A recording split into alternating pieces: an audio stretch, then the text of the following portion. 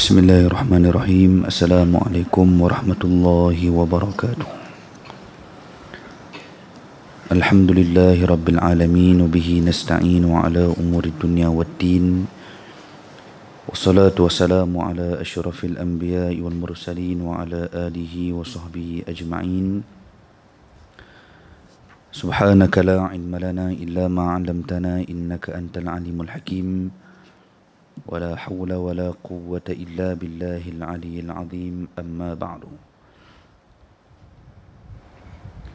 Alhamdulillah, syukur pada Allah Subhanahu wa taala dapat kita bertemu pada pagi ini. Mudah-mudahan kita mendapat rahmat serta keampunan daripada Allah Subhanahu wa taala.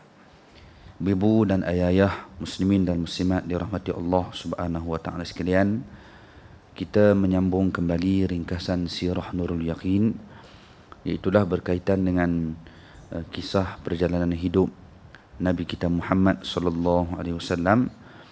Yang kita pelajari ini tidak lain tidak bukan adalah kerana kita mengharapkan kehidupan kita dunia dan akhirat mendapat perhatian daripada Nabi kita Muhammad sallallahu alaihi wasallam. Kerana seluruh kehidupan kita di atas dunia sampailah ke alam barzakh, sampailah ke alam akhirat, kita sangat berhajat kepada bantuan dan syafaat daripada Nabi SAW.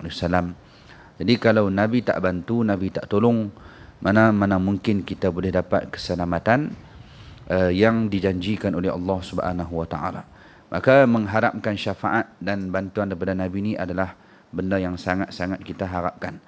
Batu sebagai mukadimah pada pagi ini, tuan-tuan muslimin dan muslimat, ibu dan ayah dirahmati Allah sekalian, Imam An-Nawawi rahimahullah ta'ala menyatakan bahawa syafaat yang kita harapkan daripada Nabi SAW ni ada 5 jenis atau 5 bahagian. Apa syafaat yang kita nak daripada Nabi ni? Maksudnya syafaat Nabi ni boleh dapat pada 5 keadaan ataupun 5 tempat. Ni yang disebut oleh Al-Imam An-Nawawi radhiyallahu ta'ala anhu. Baik. Yang pertama, jenis ataupun bahagian yang pertama adalah syafaat daripada Nabi SAW untuk membebaskan umat daripada kedahsyatan padang mahsyar.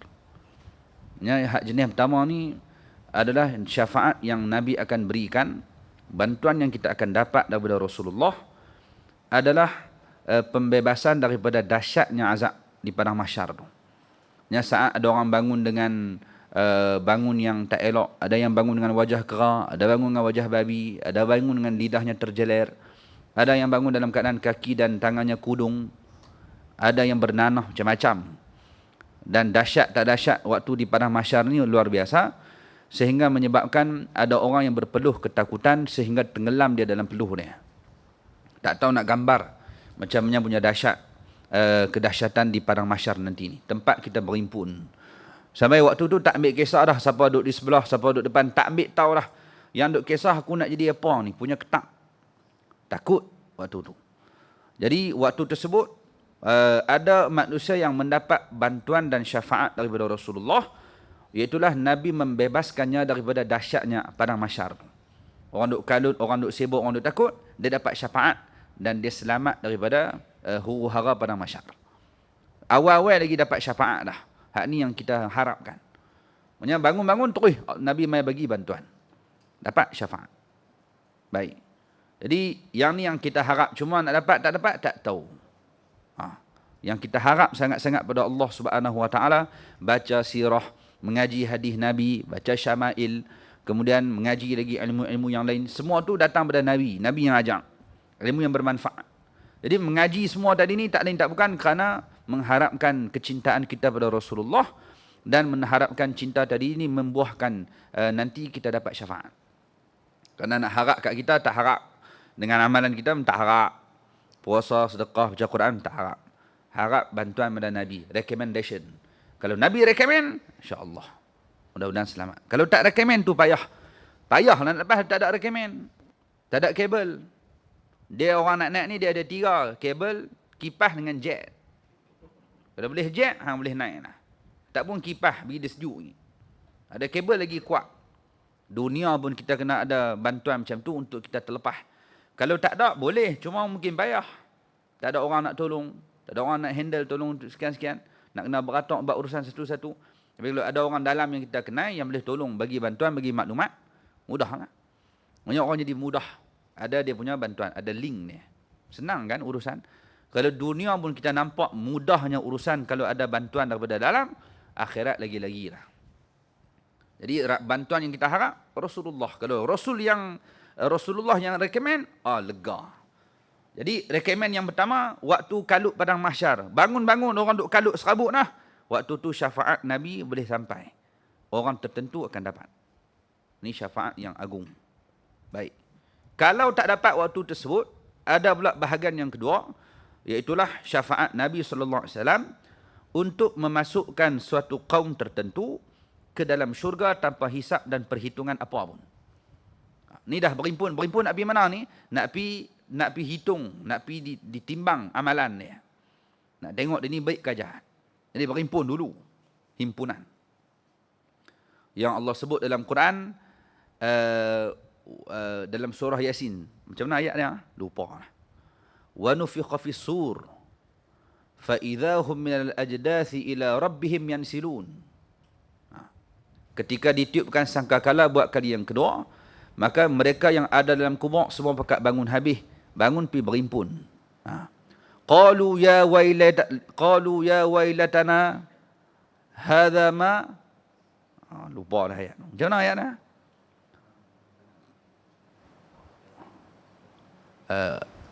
Wa nufikha fis suri fa idza hum minal ajdathi ila rabbihim yansilun. Qalu ya wailana man ba'athana min marqadina hadha ma wa'ada ar-rahman wa'ada al-mursalun. Lebih kurang itulah ayat Quran dalam surah Yasin kan.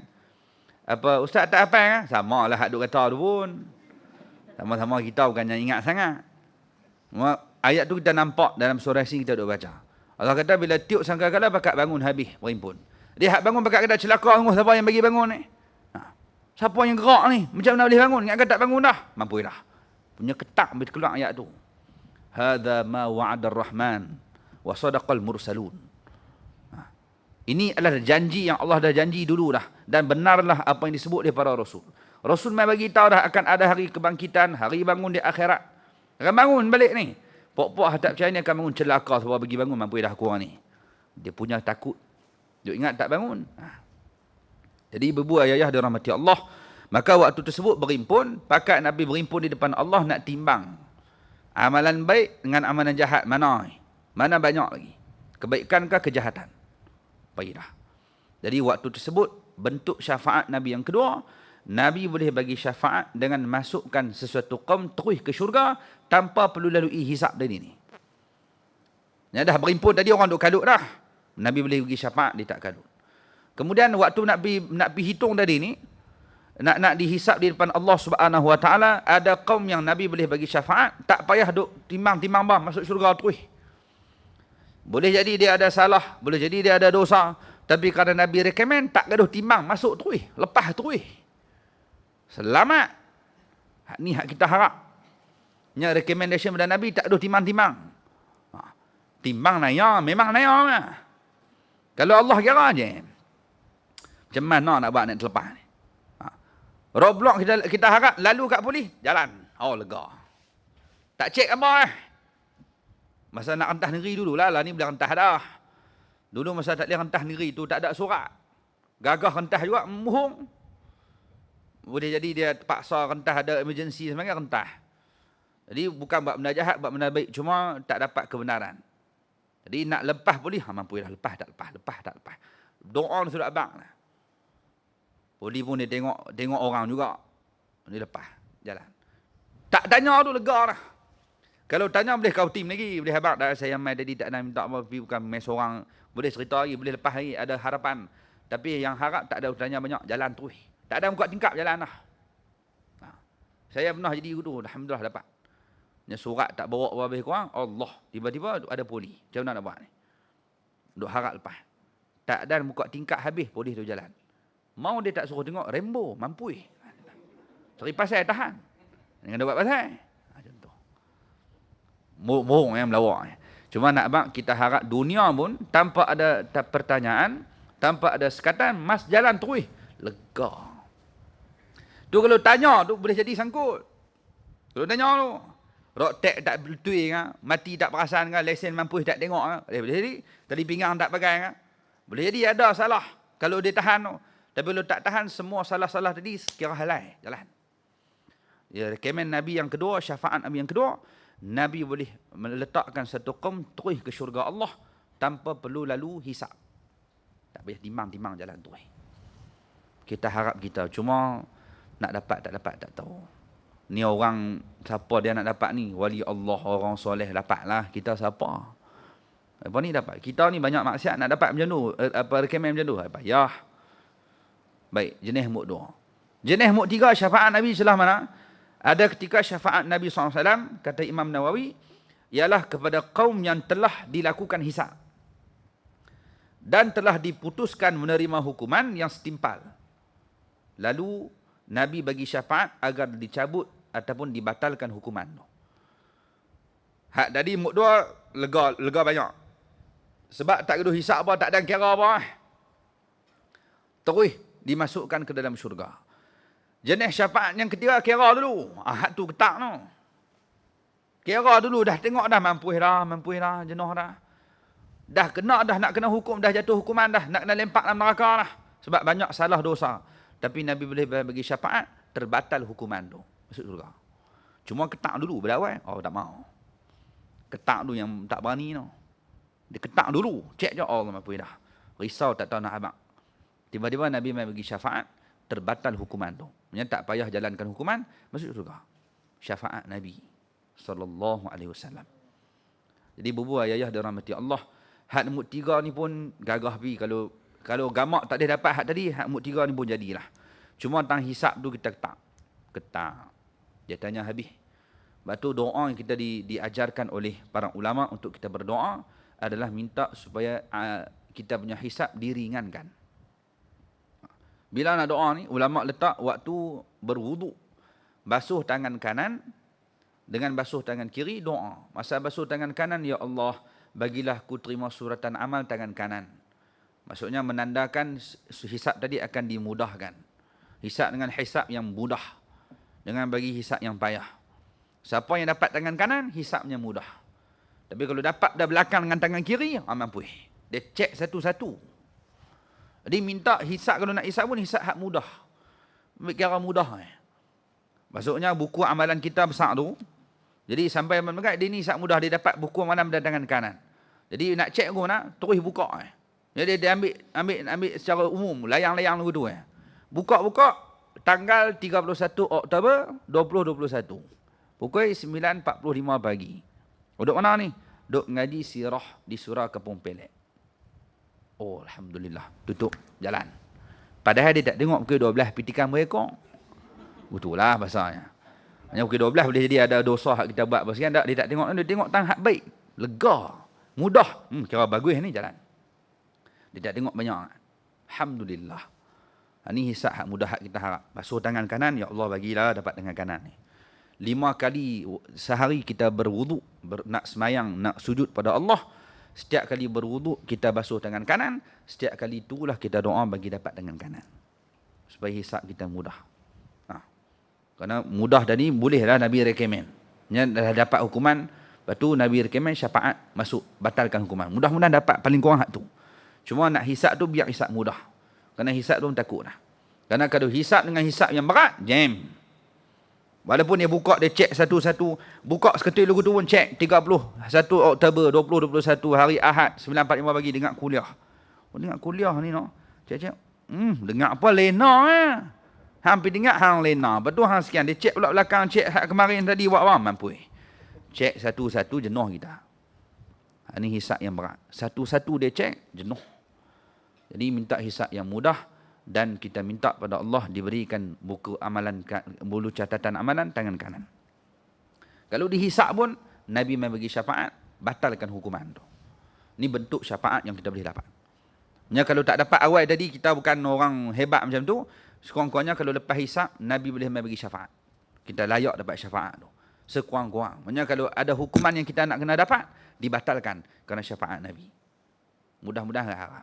Baik, satu jenis nombor 3. Nombor 4 kata Imam Nawawi rahimahullahu taala, syafaat Nabi SAW iaitu mengeluarkan mereka yang berdosa daripada azab neraka. Maksudnya kena hisap dah, lepas tu jatuh hukuman kena duduk dalam neraka. Allah. Nabi tak main tolong, dia tak dapat syafaat waktu kena hisap dari ni. Jadi dia terpaksa jalani hukuman, duduk dalam neraka.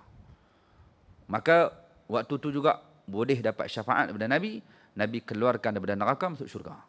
Cuma hak nombor 4 ni kita harap bukan kita. Kerana kita nak paling kurang nombor 3.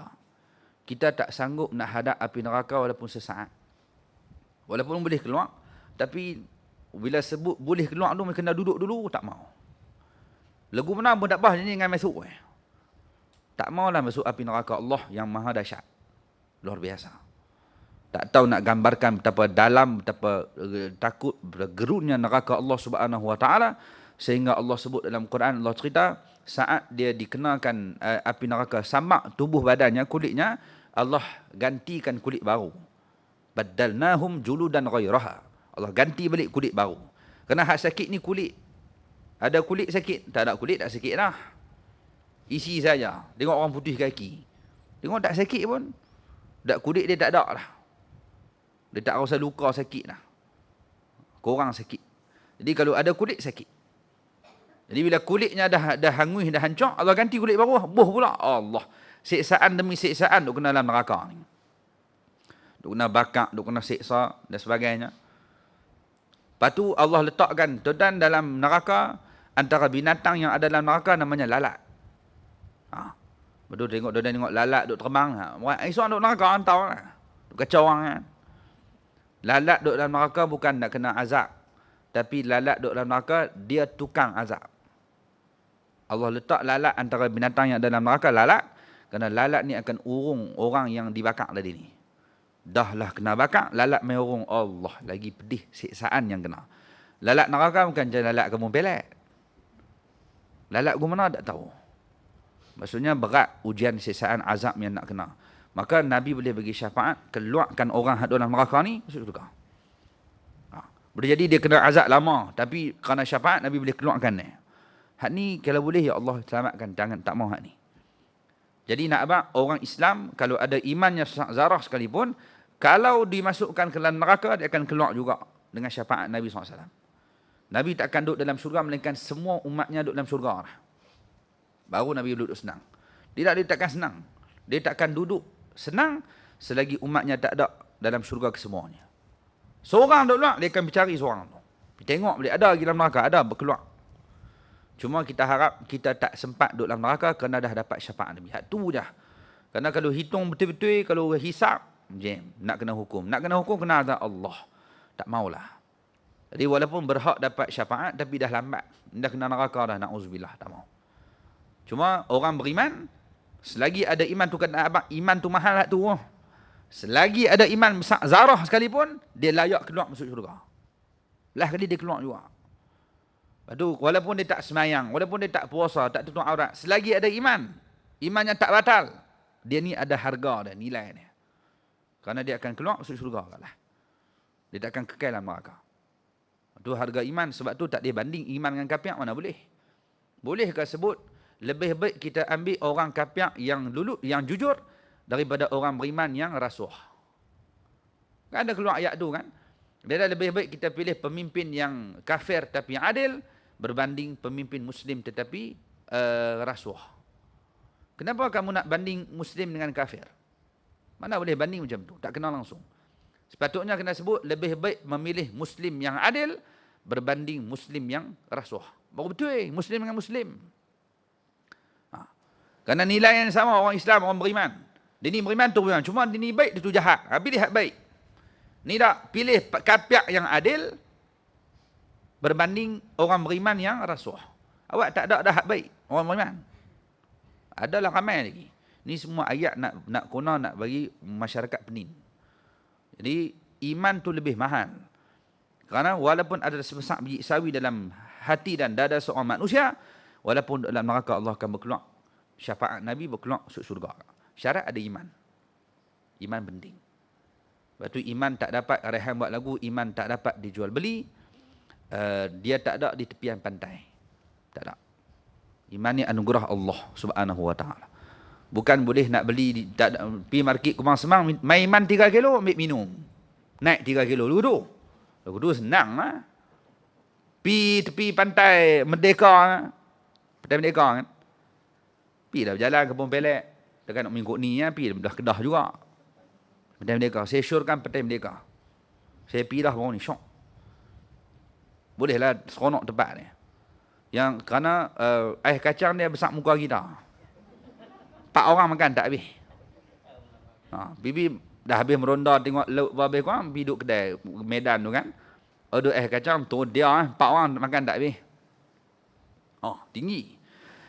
Tak apalah satu hari makan tak habis dah. Berapa dik tak tahu, mampu dah. Nak banyak berapa segini.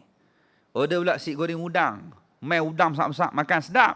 Tapi dia pegang mampu dah. Berapa dik ni sepinggan ni. Garu pala ni. Tapi syok. Pi benda mereka. Saya teringat sembela. Kenapa? Kerana waktu nak bayar, dia kata ada orang bayar lah. Alhamdulillah. Teringat bela ni. Tu saya siapa nak pergi lah. Saya menikah. Baik, jalan pergi pantai, duk tengok cari pantai, nak cari apa? Cari iman. Nak jumpa? Tak jumpa. Bukan ada tepi pantai, bukan ada kot market. Tak ada. Iman ni mahal harganya. Hargai nikmat iman yang diberikan Allah Subhanahu wa taala. Bukannya murah. Kerana dia beza antara orang kafir yang akan kekal dalam neraka, bezanya orang beriman yang dihumban dalam neraka pun esok dia akan keluar berhak dapat syafaat Nabi. Nabi boleh tolong dia. Ini bentuk yang keempat. Yang kita harap kalau boleh kita dapat muktiga tadi, bukan 4 ni. Tapi boleh dapat syafaat. Dan yang kelima kata Imam Nawawi rahimahullah taala, bentuk syafaat yang kelima adalah syafaat daripada Nabi SAW untuk menaikkan darjat seseorang dalam syurga Allah kepada darjat yang lebih tinggi. Yang dia masuk dalam syurga dah, tapi Nabi boleh recommend naik lagi tinggi. Duduk dalam syurga cukup dah, tak apa dah. Jadi syurga, tak. Nabi boleh bagi syafaat. Dia boleh naik lagi tinggi. Masuk syurga dengan redha Allah, dengan rahmat Allah, bukan dengan amalan. Jadi, kalau kita beramal pun Allah tak boleh syurga, tak masuk. Jadi, masuk syurga dengan redha. Cuma nak beza tingkatan darjat, duk syurga nombor berapa, duk lapis nombor berapa, duk paling tinggi ke paling rendah, amalan. Kalau kaki beramal, nak tinggi sikit. Nak beza darjat tinggi, rendah. Jadi kalau dia takat semayang, hak wajib, puasa yang wajib, zakat yang wajib, semua hak wajib-wajib. Hak sunat ni payah nak buat. Mengaji dekat khutbah Jumaat ni. Pasal wajib Nabi. Takat kuliah duha, taubat tak mai. Tak mai. Jadi dia bukan dia orang jahat tak, dia orang baik. Cuma dia buat hak mana wajib ni. Dia ikut arahan Allah Subhanahu wa taala, dia tak beramal langsung. Maka dia akan masuk syurga insya-Allah dengan amalan dia wajib tadi, taat kepada Allah. Cuma doa hak paling rendah lah. Amalan dia tak banyak macam ni. Lagi banyak amalan lagi naik tinggi. Amalan yang banyak naikkan darjat. Cuma hak rendah sekalipun, siapa hak masuk syurga paling rendah, dia duk berasa dia hak paling hebat. Ni kira dia hak ni paling mahal ni kuasa hak ni, padahal dia paling rendah. Nak mak syurga ni punya dahsyat. Duk hak paling rendah berasa hak paling mewah dah. Tu hak hak paling tinggi sekali.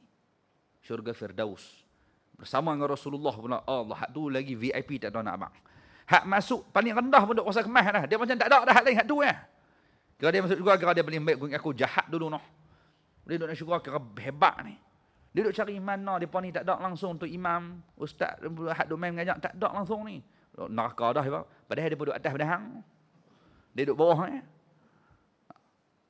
Lepas tu ada orang duk sebut kan, orang kata kalau tak jumpa saya di dalam syurga, maka carilah saya dalam neraka. Saya tak mau sebutnya tu. Saya nak sebut, ibu-ibu kalau tak jumpa saya dalam syurga, cari saya kot tingkat atas. Kot ada atas hari. Itulah bahasa kita mengharap daripada Allah Subhanahu wa taala. Jadi Nabi boleh bagi syafaat, dia ni duduk bawah, tapi berkat syafaat Nabi dia boleh angkat naik atas. Dia tak layak pun duduk tingkat atas. Amalan dia banyak mana? Tapi kerana syafaat Nabi, dia boleh naik atas syurga Firdaus tu. Boleh naik syafaat. Maksudnya syafaat Nabi ada ketiga macam ni, ada ketiga orang ni, ada ketiga orang ni. Jadi kita dah layak masuk syurga dah. Harap tak syafaat? Ya, harap lagi syafaat Nabi SAW. Mengharap, semua orang mengharap syafaat. Sama ada syafaat di padang mahsyar ke, selamat pada azab neraka ke, selamat pada hisab ke, dah duduk dalam syurga pun nak syafaat Nabi SAW. Mengharap. Jadi kita duk baca sirah Nurul Yaqin, kita duk baca sirah Nabi, Syama'il Nabi ni tak lain tak bukan kerana kita nak dapatkan syafaat Nabi. Orang yang baca tentang Nabi SAW, dia akan jatuh cinta dan hatinya akan banyak selawat. Orang yang berselawat, sebab tu ulama kata selawat ni takkan ditolak oleh Allah, takkan. Kerana setiap amalan kita nak diterima, syaratnya kena ikhlas, baru Allah terima. Puasa kalau ikhlas, Allah terima. Sedekah ikhlas, Allah terima. Tak ikhlas, tolak. Nak main ikhlas tu bukan senang. Mengaji kalau ikhlas, Allah terima. Tak ikhlas, Allah tak terima. Berjuang, ikhlas, Allah terima. Tak ikhlas, jam. Ikhlas kita aja tahu sekadar mana ikhlas kita. Jadi tertanggung antara terima dengan tolak kalau dengan syarat ikhlas dengan tak ikhlas. Adapun selawat tak disyaratkan ikhlas, Allah terima tu. Selawat tak syarat ikhlas. Amalan ni syarat kena ikhlas baru Allah terima. Selawat tak ada syarat. Hang selawat terus Allah terima. Kerana orang takkan berselawat melainkan hatinya cinta pada Nabi. Tak ada syarat lah. Ikhlas tak ikhlas, dia tak akan selawat kalau dia tak kasih pada Nabi. Dia tak akan sebut di mulut kalau hatinya tak ada cintakan Nabi SAW. Dia orang yang cinta, hatinya penuh cinta, tak cakap banyak. Hal cinta ni lagi sikit, terima terus. Selawat. Selawat bagi banyak. Yang kedua, hak boleh kita sebut sebelum kita pukul 10 lebih, nak tak baca kitab ni. Baca tu tambah juga, tambahan. Cuma satu, selawat. Dua, ibu-ibu sekalian, kita dah sebut dah dulu. Antara amalan yang kita boleh buat untuk layakkan kita dapat syafaat Nabi adalah membaca doa setiap kali dengan azan dilaungkan. Dengan azan baca doa, dengan azan baca doa. Doa hak Nabi ajak tu lah. Allahumma rabb hadhihi da'wati tammah wa salatil qa'imah ati sayyidana Muhammadanil wasilata wal fadilah wa ba'athhu maqaman mahmudan alladhi wa'adtah. Maka siapa baca doa ni setiap kali dia dengar azan, halat lahu syafa'ati yaumal qiyamah atau kama qala. Nabi sebut dia layak dapat syafaat aku hari kiamat. Padang mahsyar ke, timbangan mizan ke, duduk dalam neraka ke, syurga, dia layak dapat syafaat. Sebab dia orang yang baca doa lepas azan. Sekali dengar azan duha, ambillah masa 5 minit baca doa ni, mengharapkan syafaat daripada Nabi sallallahu alaihi wasallam. Dia kalau setiap hari duduk baca doa macam tu, nak mati duduk dah 30-40 tahun, tiap kali baca azan dia baca doa, maka takkan sekali Allah tak kabulkan harapan dia untuk dapat syafaat. InsyaAllah dapat. Memang tiap bilah. Jadi ibu sekalian, kita antara amalan yang kita buat, baca pasal Nabi juga adalah harapan kita kerana nak dapatkan syafaat daripada Nabi sallallahu alaihi wasallam. Kita sambung sikit. Pukul 10 dah. Tapi mula 9.30, 10.30 kita berhenti. Kena berhenti 10.30 sebab saya 12.30 ada dia load start. Nak lari pula pergi ke load start. Lari dalam kereta. Bukan lari tinggal kereta ni, betul nak patah balik lagi. Tak, nak kereta sekali pergi. Semua nak kena pukul 10.30, lebih kurang kita berhenti. Kita sambung sikit sirah Nurul Yaqin. Baik. Qala muallif rahimahullahu taala wa nafa'ana bi ulumihi fid darin amin. Kalau tak salah kita sebut pada minggu lepas berkaitan dengan sahabat-sahabat Nabi yang diseksa. Ammar bin Yasir, kemudian Bilal, bapaknya, ibunya, yang tu yang kita dah sebut. Baca dah kan? Yang minggu lepas kita baca. Hari ini kita sambung muka surat 25. Baik. Jadi ibu-ibu dan rahmati Allah subhanahu wa ta'ala sekalian, maka kita sebut antara sahabat Nabi yang kena seksa adalah Bilal dan ibunya. Ini antara sahabat yang kena seksa, azab. Berat azabnya. Bilal kena azab, mak dia pun kena. Yang seksa ni tuan, Bilal hamba. Bilal seorang hamba. Bilal bin Rabah. Hamba kepada tuan. Tuan dia nama Umayyah. Kan? Nama Umayyah. Ya. Tuan dia nama Umayyah. Tuan dia yang seksa. Bubuh pedang, panas atas badan dan sebagainya. Cuma yang tarik heret pergi ke padang pasang siapa dia? Abu Jahal. Tuan dia dah seksa dah. Abu Jahal main topak lagi. Dia dah celaka Abu Jahal ni. Esok kalau duduk di padang mahsyar ni, mana tahu kita dapat syafaat, selamat pada padang mahsyar, boleh duduk perhati orang. Nampak Abu Jahal lari dia jadi menendang orang. Orang hajak ni dia dengar dulu gini ni. Ni jahat ni. Abu Jahal ni. Tak ada kena-mengena pun. Bila duk kena seksa dah, dia main topak lagi. Dia yang heret pergi padang pasir, botah batu. Abu Jahal. Mak Bilal pun kena. Ammar bin Yasir. Kita dah sebut dah, Ammar antara kena seksa. Sumayyah binti Hatib. Ni antara orang yang diseksa oleh kaum Quraisy waktu itu. Kerana mereka beriman kepada Nabi SAW. Dan Sumayyah orang pertama yang syahid dalam Islam kerana dibunuh dan diseksa oleh. Siapa bunuh Sumayyah? Abu Jahal. Ada yang sulah. Mati Sumayyah. Jadi diseksa oleh Abu Jahal. Baik, kemudian disebut Yasir bin Ammar, Ammar bin Yasir. Ini semua antara yang diseksa oleh kaum Quraisy waktu tersebut. Dan Nabi pernah sebut kepada mereka, kepada keluarga Yasir, sabarlah keluarga Yasir, Allah telah janjikan tempat kamu dalam syurga. Kamu dah ada tempat kamu dalam syurga, sabarlah. Ini ujian untuk kamu atas dunia. Nabi tak mampu nak tolong kerana masih belum kuat waktu itu. Masih di awal permulaan dakwah Islam. Baik. Dan tuan-tuan dirahmati Allah Subhanahu wa taala sekalian, yang merdekakan Bilal bin Rabah setelah dia diseksa adalah Sayyidina Abu Bakar As-Siddiq radhiyallahu taala anhu. Kata ulama ada lebih kurang 7 orang yang diseksa oleh kaum Quraisy. Dan katanya dalam peperangan Badar, waktu berperang Islam, Bilal dah merdeka, lalu dia join dalam peperangan Badar, dan waktu tersebut dia tak aim orang lain dah, melainkan dia aim Umayyah. Dia masuk Islam dah merdeka. Antara yang merdekakan Bilal adalah Sayyidina Abu Bakar. Jadi sahabat-sahabat yang kena seksa ni semua dibeli oleh Abu Bakar, dimerdekakan. Selamat dah mereka. Lepas tu berperang, ada peperangan Badar berlaku. Dalam peperangan Badar, Bilal join. Dan Bilal waktu tu dia aim Umayyah. Dulu hang pukul yang jerang. Dalam perang. Cari balik kawan tu. Dulu hang masa aku hamba hang seksa aku teruk. Masuk dalam perang dia tak cari orang lain dah, cari binatang tu dari kepala ni, jumpa dipukul sungguh. Dan dia berjaya bunuh Umayyah dalam peperangan Badar, Bilal. Maksudnya bangga dengan Bilal kerana dia berjaya musnahkan, dia berjaya kalahkan Umayyah yang seksa dia dulu ni. Balas dendam balik.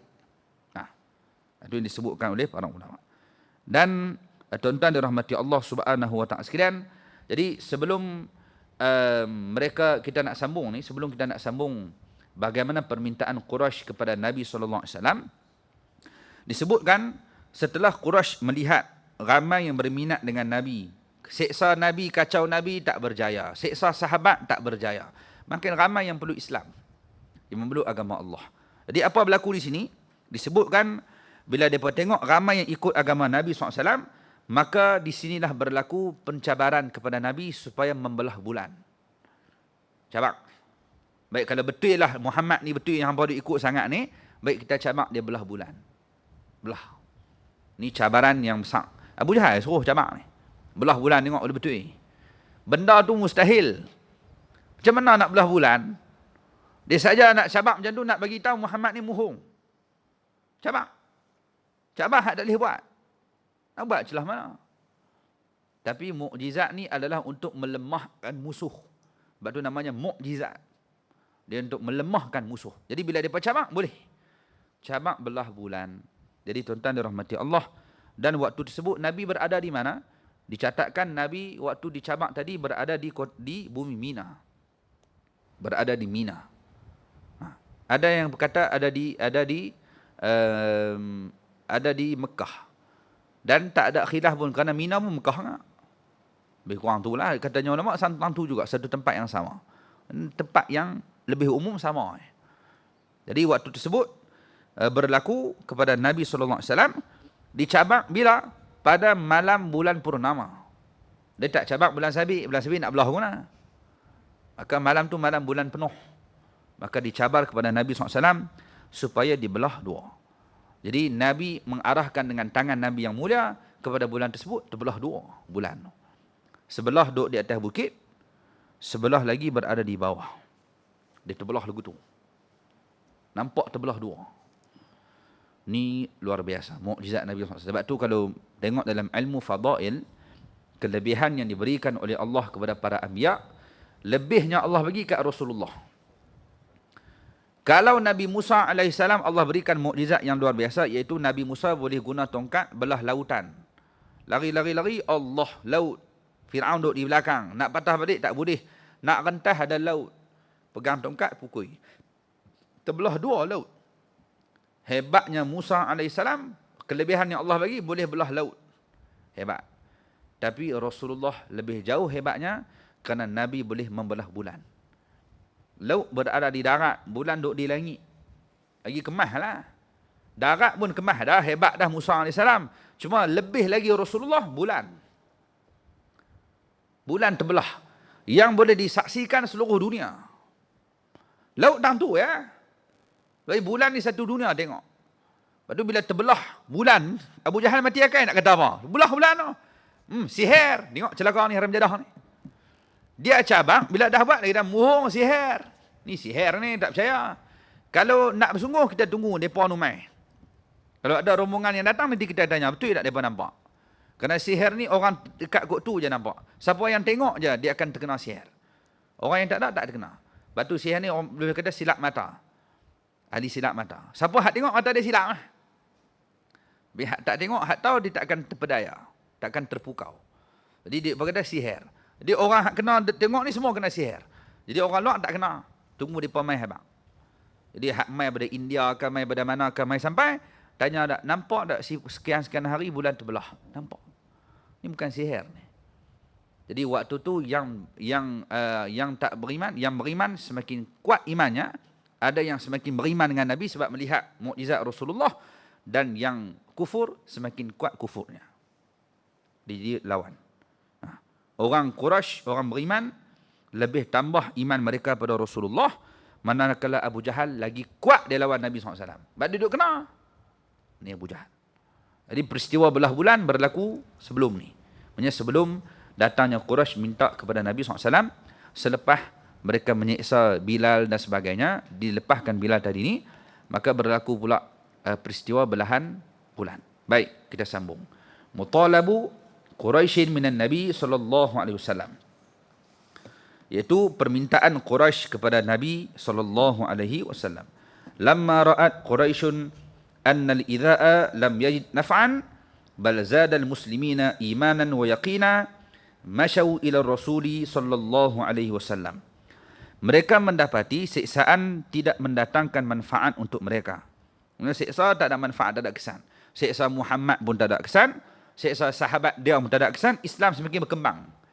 Tujuan siksa nak bagi Islam sekat. Nak bagi Islam tersekat. Tak. Agama ni makin berkembang. Tak ada manfaat. Jadi cara tu tak boleh guna lah. Jadi nampak macam mana? Lalu disebutkan, mereka bahkan siksaan itu menambahkan lagi keimanan dan keyakinan kaum muslimin. Orang Islam semakin yakin, semakin beriman. Oleh itu, mereka pergi berjumpa dengan Rasul sallallahu alaihi wasallam. Baik, ada nota kaki di bawah disebutkan apa yang diperbuat. Quraisy menghantar Uqbah bin Al-Walid untuk berbincang dengan baginda Nabi sallallahu alaihi wasallam. Hantar orang mai bincang. Uqbah berkata, "Jika kamu inginkan harta, kami akan jadikan kamu manusia yang paling banyak harta." Dia pula nak bagi harta kat Nabi. Padahal Allah, kekasih Allah, Nabi. Dunia harta ni milik Allah. Kalau Allah nak bagi kat Nabi satu dunia lebih daripada dia, Allah dia bagi. Beban hang melak mai habak cabak, kalau nak harta saya nak bagi. Hang siapa dia ni? Dia mai tawarkan kepada Rasulullah, Muhammad, kalau kamu nak harta, kami akan jadikan kamu orang paling banyak harta. Dia silap kerana Nabi bukan orang, kalau Nabi nak awal lagi Nabi ambil. Nabi bukan orang mau, Nabi bukan lapak dengan dunia. Nabi tak ingin langsung dengan dunia. Kalau boleh, Nabi boleh dapatkan dunia banyak. Tak. Nabi tak ada berahi langsung dengan dunia ni. Kita je dengan dunia mau. Kalau kita sebut dah malam tu kan, kita dengan dunia macam mana? Orang yang tak mau kat dunia ni, yang dunia pun tak mau kat dia, Abu Bakar. Rasulullah tak sebut. Kenapa? Rasulullah memang langsung tak ada terus dengan dunia ni. Tak ada manfaat untuk Nabi SAW. Kerana dunia ni tak ada apa. Lepas tu ada ulama sebut, kalau tak salah saya lah, ada yang kata tak sesuai kita katakan Nabi zuhud dengan dunia. Zuhud maksudnya dia ambil dunia yang ada manfaat untuk akhirat. Maksudnya Nabi SAW istilah zuhud ni tak kena. Aku itulah lebih kurang. Ada perbincangan para ulama. Kerana nak beritahu, kalau Nabi nak dunia ni, awal lagi Nabi boleh ambil. Jadi kalau istilahnya bolehlah kata Nabi orang paling zuhud dengan dunia. Sebab dia boleh dapat, tapi dia tak mau. Dia boleh dapat semua kekayaan, dia tak mau. Dia tolak. Baik.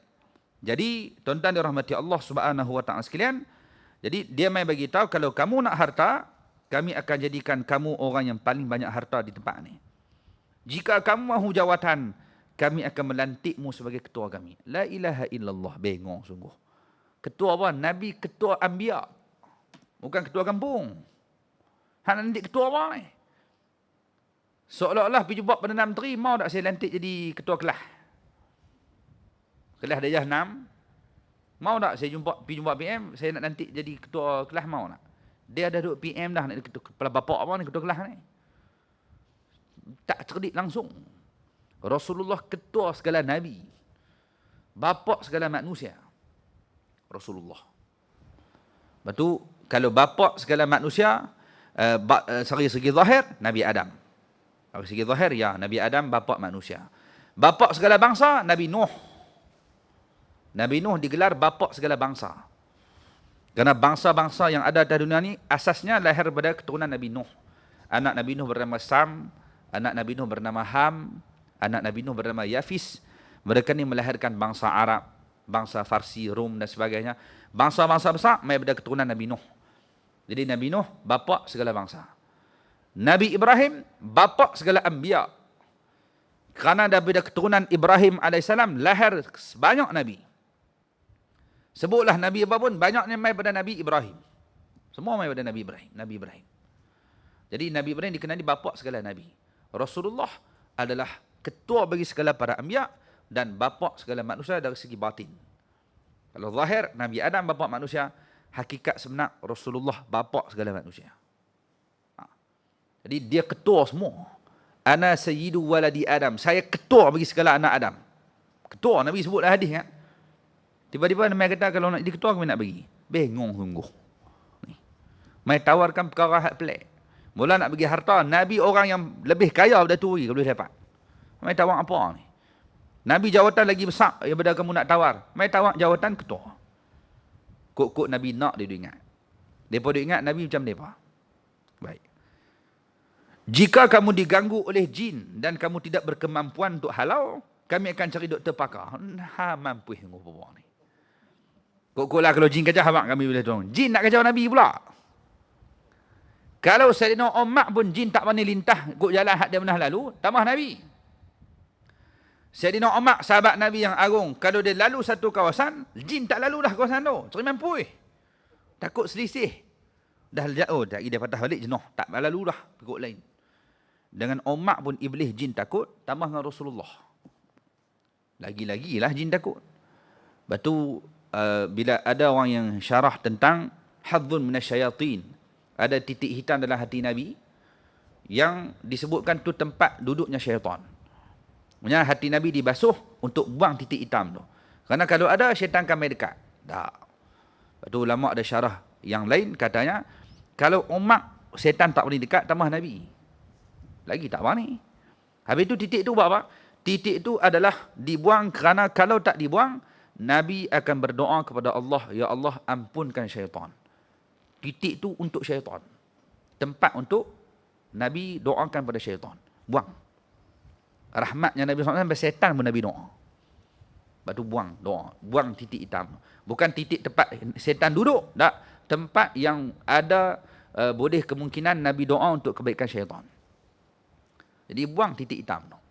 Kerana kalau tak buang syaitan mai dekat, tak. Kerana umat pun dia tak boleh dekat. Tambah Nabi. Bukan bisa dekat, tak dekat, tak. Kerana buang tadi ni, kerana tak mau bagi Rasulullah berdoa minta kebaikan untuk syaitan. Kerana syaitan adalah musuh Allah Subhanahu wa ta'ala yang Allah jadikan, dan dia akan jadi musuh manusia di dalam dunia ni. Syaitan akan ganggu. Musuh. Jadi kalau dia doa baik, nak jadi musuh macam mana? Yang Allah suruh ambil syaitan sebagai musuh kamu. Jadi kalau Nabi doa minta ampun, Nabi doa takkan tak makbul. Jadi ulama syarah, buang titik hitam tersebut adalah tempat untuk syaitan, bukan bermakna syaitan boleh mai duduk, boleh ganggu Nabi, boleh mai berikan gangguan, rasukan kepada Nabi, tidak. Tapi maksudnya hilang tempat rahmat untuk syaitan. Nah, syaitan ni takkan dapat kebaikan daripada Nabi SAW. Itulah bahasa mudahnya.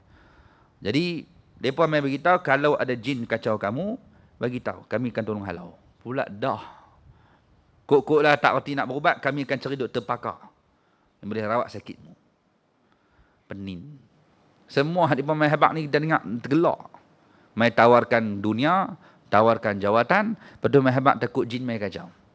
Hang tu jin hang tak tahu. Mai habaq tu pun jin lah, lebih daripada jin ni.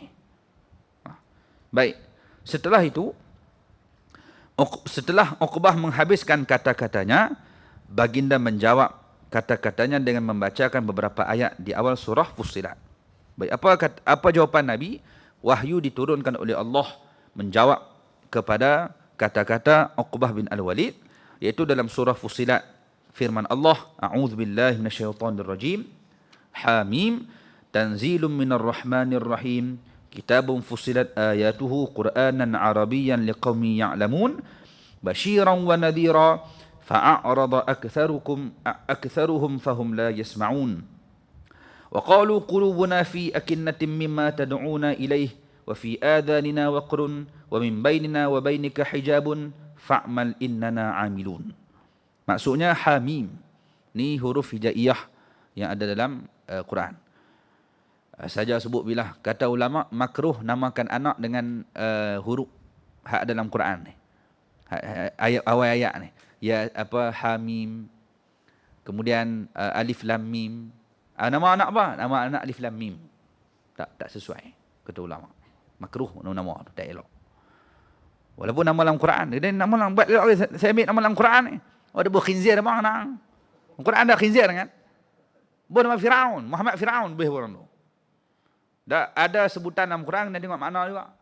Jadi ulama bincang huruf apa ayat-ayat awal ada huruf jenis ni, Hamim, alif lam mim ra, taha, tasin mim.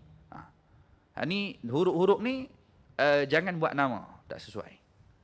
Saja sebut sebagai maklumat. Taha, Yasin, huruf juga. Dah itu nama Nabi. Itu nama-nama Nabi, antara nama Nabi SAW, Yasin. Nabi bernama Taha. Ala Yasin Habibillah, ala Taha Rasulillah. Nama Nabi kan? Jadi itu nama Nabi lain. Ni alif lam mim, Hamim, Nun. Baik. Jadi Hamim, tambah lagi. Kenapa Hamim tidak diterjemahkan oleh para ulama? Itu di Hamim juga. Kalau ada makna. Quran tak ada makna ke? Ada, cuma tak tahu. Tak tahu makna. Sebab tu ulama buka tafsir mana pun, Hamim dia terjemah balik Hamim. Dia sebut balik Hamim tu. Kerana maknanya di sisi Allah tak tahu. Kita tak tahu makna apa. Mustahil Quran tak ada makna. Ada makna yang kita tak tahu. Di ulama tak terjemah. Sebab tu Nabi ambil contoh, Nabi kata, siapa baca man qara'a harfan min kitabillah falahu bihi hasanah. Siapa baca satu huruf daripada Al-Quran, kitab Allah, satu huruf dapat satu pahala. Wal hasanatu bi'asyri amthaliha. Allah gandakan jadi 10. Maksudnya satu huruf 10 pahala. Satu huruf 10 pahala. Siapa baca satu huruf 10 pahala. Dan Nabi ambil contoh, Nabi kata, aku tak kata alif lam mim tu satu huruf, tapi alif satu huruf, lam satu huruf, mim pun satu huruf. Nabi ambil contoh alif lam mim. Salah satu ayat yang guna huruf. Alif lam mim, ha mim. Ini salah satunya. Baik, kenapa Nabi ambil contoh alif lam mim?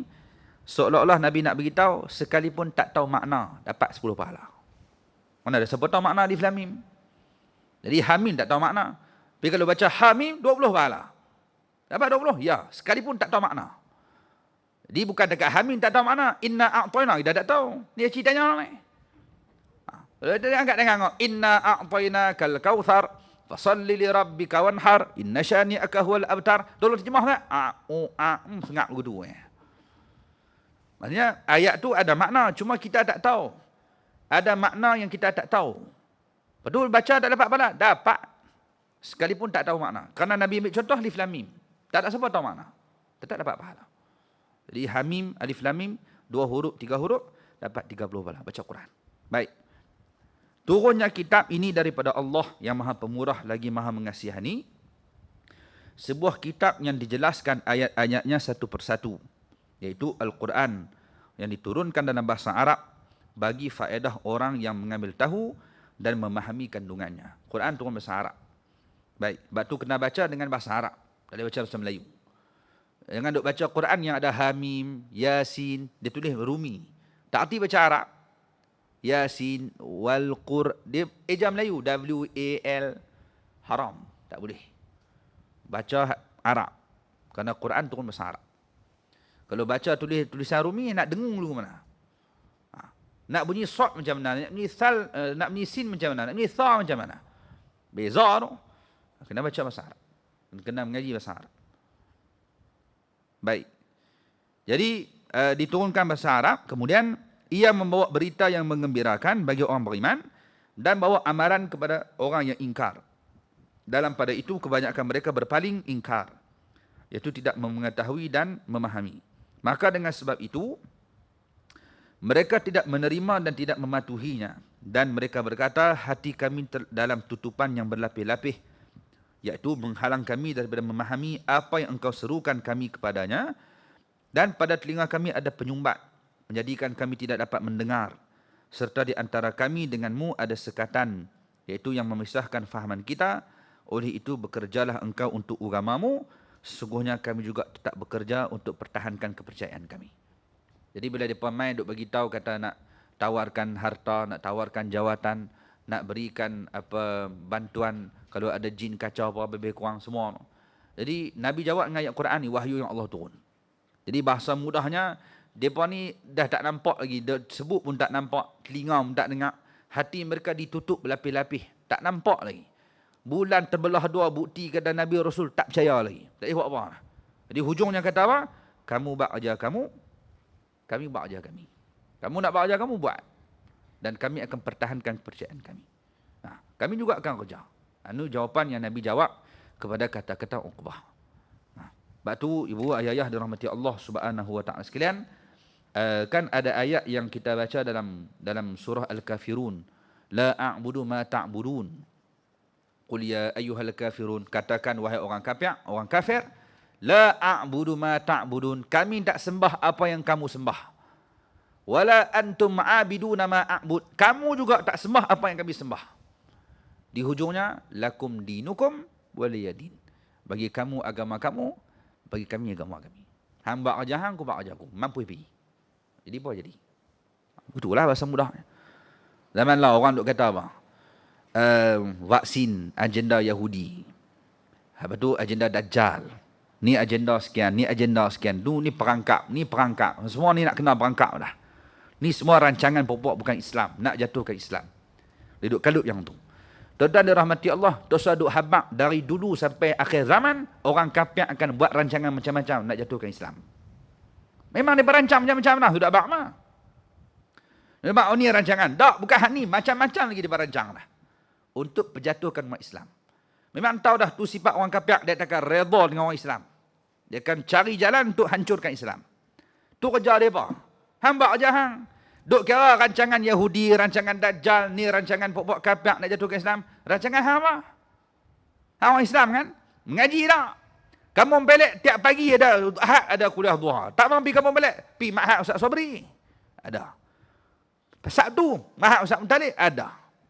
Malam ada, pagi ada, tengah hari ada saja kuliah. Hang buat ni tak apa? Duk kalut dengan rancangan orang kafir, hang buat rancangan apa? Rancangan dia min telok. Haram sungguh. Orang geram. Pandai tu sebut rancangan tu ni. Kamu buat apa? Rancangan kamu apa dia? Kamu rancang apa? Apa amalan kamu? Apa ilmu kamu? Akidah kamu macam mana? Tak ada. Tak rancangmu duk kalut dengan rancangan orang. Tu kerja orang kafir, hamba kerja hang. Kerja kita beramai, mantapkan akidah, kukuhkan iman. Ngaji ilmu bagi banyak, kemudian beramal dengan ilmu tersebut. Tu rancangan kita. Kita bak ajar kita, mereka bak ajar mereka. Lakum dinukum waliyadin. Dia sudut kalut dengan kerja orang. Memang kerja mereka hak tu dah nak berjahanam orang Islam. Baik. Kemudian, falamma ayyisu talabu minhu an yusqita minal Qur'an ma yughidhuhum min dhammi alihatihim wa ibadatihim aw yubaddilahu biqur'anin akhar. Disebutkan kecewa dengan permintaan pertama yang ditolak tadi.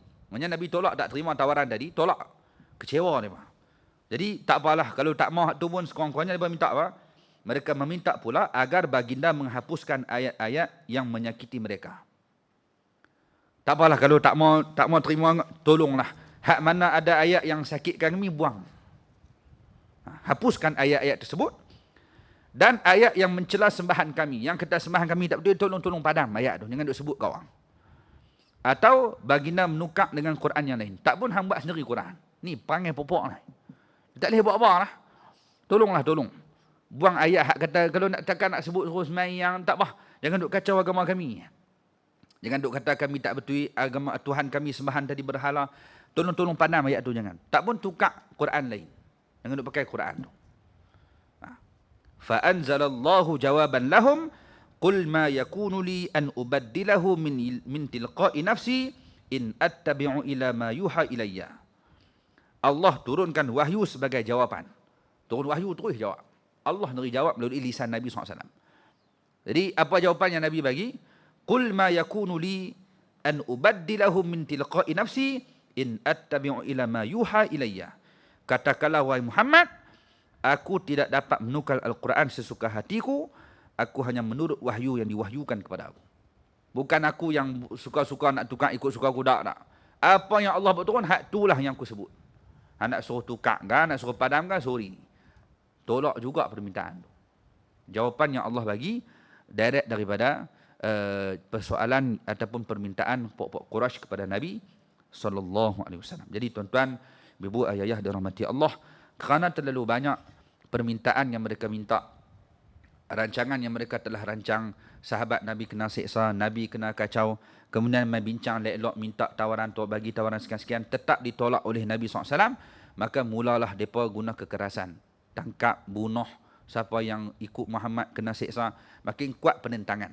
Jadi di situ bermulalah dakwah Nabi SAW semakin berkembang, dan bermulalah juga seksaan yang semakin barat, seksaan yang semakin dahsyat yang diterima oleh orang Islam pada waktu tersebut. Maka Nabi SAW telah mengarahkan beberapa orang sahabat untuk keluar sebentar daripada kota Mekah untuk pergi ke bumi yang lain sebagai pelindungan diri buat sementara waktu. Yang ni kita akan tengok pada minggu hadapan. InsyaAllah minggu pertama kita akan tengok bagaimana berlakunya hijrah buat kali yang pertama ke bumi Habsyah.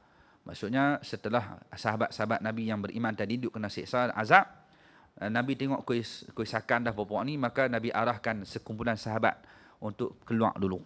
Kerana mereka duduk kena siksa. Nabi dapat tak ni kacau lah. Abu Talib ada. Jadi siapa yang ikut semua kena. Maka Nabi arah mereka ni keluar dulu ke satu tempat. Kerana mengambil perlindungan sementara waktu. Kerana orang Arab Quraisy semakin ganah memberikan siksaan. InsyaAllah hal ni kita akan sambung pada pertemuan akan datang. Wallahu alam, aqulu qali hadza, astaghfirullahal azim li wa lakum. Assalamualaikum warahmatullahi wabarakatuh. A'udzu billahi minasyaitonir rajim. Bismillahirrahmanirrahim. Allahumma ja'al jam'ana hadza jam'an marhuma wa tafarruqana min ba'dihi tafarruqan ma'suma. Allahumma anfa'na bima 'allamtana wa 'allimna ma yanfa'una warzuqna 'ilman yanfa'una bi rahmatika ya arhamar rahimin.